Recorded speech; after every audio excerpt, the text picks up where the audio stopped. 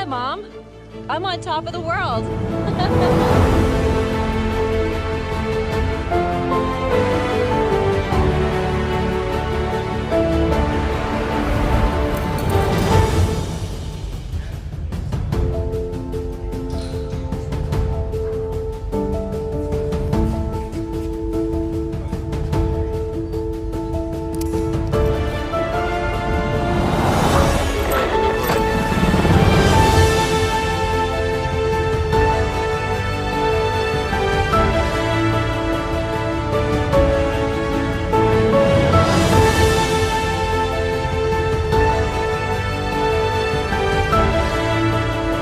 You are the highest person on the planet right now.